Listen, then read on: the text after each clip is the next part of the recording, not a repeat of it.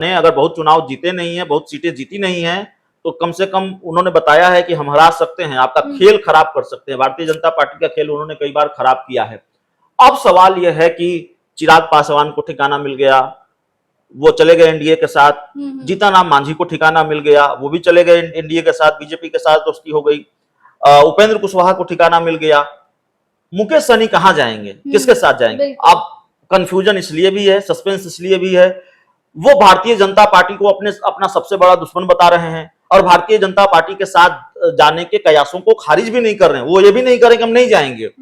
हालांकि एक बड़ी बात उन्होंने कही है कि आरक्षण नहीं तो गठबंधन नहीं और गठबंधन नहीं तो वोट नहीं, इसका नारा वो लगा रहे हैं। अभी वो 4 करोड़ के शाही रथ पर सवार होकर बिहार भ्रमण पर निकले हैं, निषाद आरक्षण यात्रा पर निकले हुए हैं और उन्होंने कहा है जब यात्रा समाप्त होगी तो फिर कुछ फैसला वो लेंगे किसके साथ जाना है। मुझे लगता है देर सवेर वो भारतीय जनता पार्टी के साथ ही जाएंगे। देखिए, बिहार में अगर आपको राजनीति करनी है, आप कुछ भी कहें, आप कहें कि आरक्षण नहीं तो वोट नहीं या आरक्षण नहीं तो गठबंधन नहीं, आप ये कहें, किसी तरह का आप नारा लगा दे, आप कह दे हम कहीं नहीं जाएंगे, लेकिन ये संभव नहीं है। देखिए, चिराग पासवान और मुकेश सहनी के कद में थोड़ा तो अंतर है।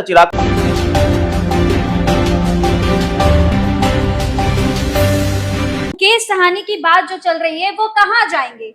इस वक्त उनका जो खबरें निकलकर सामने आ रही है कि वो कहीं भी जा सकते हैं, तो उनकी जो बातें आ रही है कि वो किस पार्टी तक जा सकते हैं। निधि, आपने ओम प्रकाश राजभर का नाम सुना है?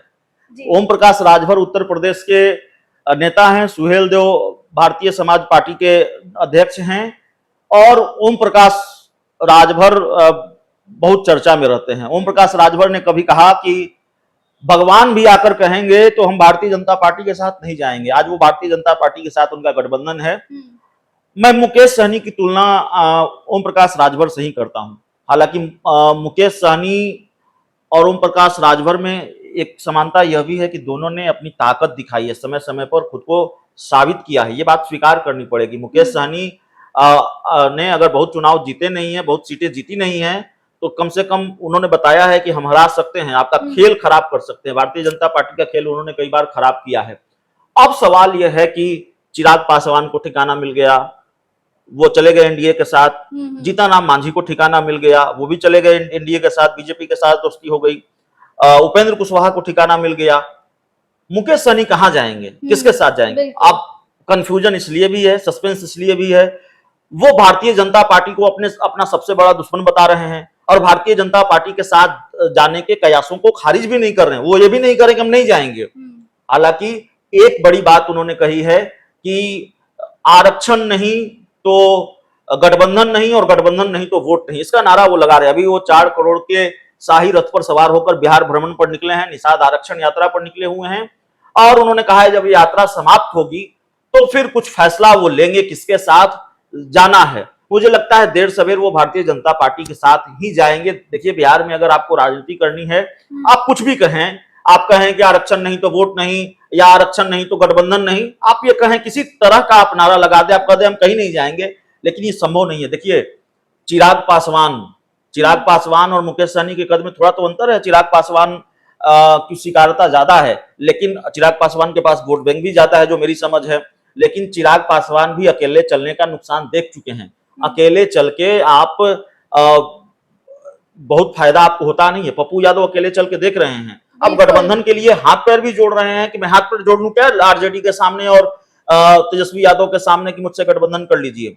तो गठबंधन वो चाहते हैं कि वो किसी गठबंधन में उनकी एंट्री हो, महागठबंधन में उनकी एंट्री हो, उनको शामिल कराया जाए, हो नहीं रहा है।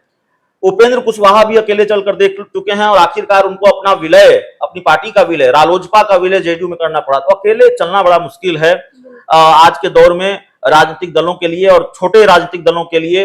उनको अपनी पार्टी का तो या तो विलय करना पड़ेगा या फिर उनको गठबंधन करना पड़ेगा। तो मुकेश सहनी को गठबंधन करना होगा, वो करेंगे भी। अब सवाल यह है कि वो जाएंगे कहां।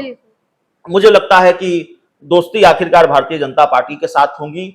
आप इतने श्योरिटी के साथ कैसे बोल सकते हैं? नहीं, श्योरिटी के साथ इसलिए बोल सकते हैं कि महागठबंधन में बहुत वैकेंसी नहीं है। महागठबंधन में देखिए, जितनी सीटें वो चाहेंगे, महागठबंधन में जाएंगे उनको 1 सीट मिलेगी। अब उतने पर वो तैयार होंगी नहीं, 1 से ज्यादा तो कम से कम बीजेपी के साथ मिल जाएगी। हालांकि वीआईपी पार्टी के एक नेता से कल हमारी बात हो रही थी, उन्होंने कहा सीटों का मामला है ही नहीं, आरक्षण का जो मामला है वो बीजेपी अगर मान ले, केंद्र सरकार मान ले तो हम दोस्ती कर लेंगे, लेकिन ऐसा है नहीं। कोई ना कोई समझौता होगा मुकेश सहनी के साथ भारतीय जनता पार्टी का, और जो डील होनी है, बेहतर डील थोड़ी भारतीय जनता पार्टी के साथ ही होनी है। हालांकि मुकेश सहनी ये कह रहे हैं कि बीजेपी मेरी सबसे बड़ी दुश्मन है, उसने मेरी पार्टी तोड़ दी, मेरे विधायक तोड़ दिए, उनके 3 विधायकों को बीजेपी अपने साथ ले आई थी, आप जानती हैं। तो खैर दुश्मन तो बता रहे हैं, लेकिन क्या बीजेपी का साथ नहीं देंगे, बीजेपी से दोस्ती नहीं करेंगे, ये भी तो सवाल है। देखना बड़ा दिलचस्प होगा, नवंबर में वो फैसला लेने वाले हैं। ओके, अच्छा, तो एनडीए और महागठबंधन में पहले से कई दल हैं, लेकिन मुकेश सहनी कहाँ फिट होंगे? मतलब इन दोनों का बहुत दल है, तो मुकेश सहनी इधर जा सकते हैं या उधर जा सकते हैं? नहीं, मुकेश सहनी एनडीए में ही फिट होते हुए दिखाई दे रहे हैं, मेरी अपनी समझ कहती है। हालांकि वो हमलावर ज्यादा भारतीय जनता पार्टी पर हैं, दूरियां अभी दिख रही हैं कि भारतीय जनता पार्टी के साथ उनकी ज्यादा हैं, लेकिन दोनों ही गठबंधन है, वहां दलों की भीड़ है।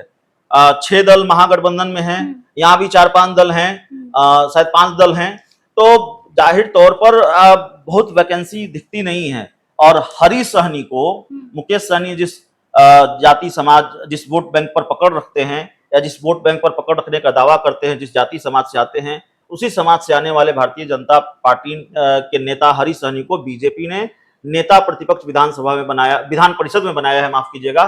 तो जाहिर तौर पर उस वोट बैंक को साधने की कोशिश की है। जातीय समीकरणों पर बहुत अच्छा काम कर रही है भारतीय जनता पार्टी 2024 के लिहाज से। बीजेपी की जो पिच रही है कि इस पिच पर खेलेंगे हम, उससे इतर जातीय समीकरणों पर खासा ध्यान दे रही है 2024 के लिहाज से भारतीय जनता पार्टी। तो हरी सहनी को बनाया ही इसलिए गया है, मुझे लगता है कि मुकेश सहनी का बार्गेनिंग फैक्टर कम हो। मुकेश सहनी साथ तो आए, लेकिन उनको दिखाया जाए, उनको बताया जाए कि भाई आप नहीं भी आएंगे, हमारा काम चल सकता है, हमारे पास आप ही के जाति समुदाय से आने वाले नेता मौजूद हैं हरी सहनी के रूप में। जी।